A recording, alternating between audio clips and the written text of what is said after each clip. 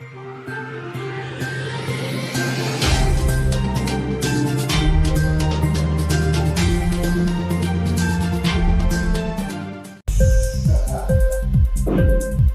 TV prime time news కి స్వాగతం.